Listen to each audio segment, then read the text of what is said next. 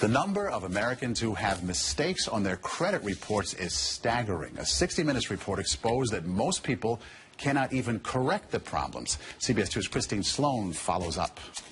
Meg Pasternak says a mistake on her credit report nearly destroyed her credit. We had to present so much documentation to say this wasn't ours, and then we still had to pay something to get it rid of it. Pasternak says it took months to resolve the problem. You feel kind of helpless because they got you under the gun if you need to get a new car or a house or for anything. Pasternak is not alone in her frustration. A new government study finds up to 40 million Americans have mistakes on their credit reports. But an investigation by Steve Croft on 60 Minutes finds most people get nowhere trying to correct an error.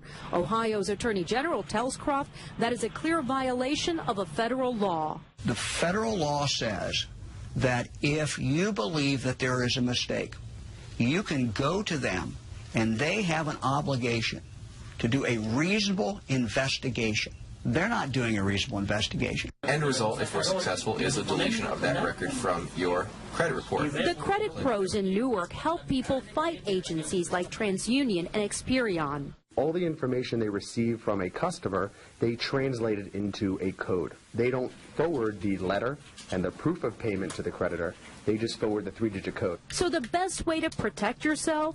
Go directly to the creditor rather than going to the credit bureau themselves. Another good habit to get into, check your credit report periodically to make sure there are no changes. In Clark, New Jersey, Christine Sloan, CBS 2 News. And like 60 Minutes, we were unable to get an actual person at the 3 credit reporting agencies. 60 Minutes was referred to the spokesperson for the agencies, who provided a statement citing an industry-sponsored survey that showed 90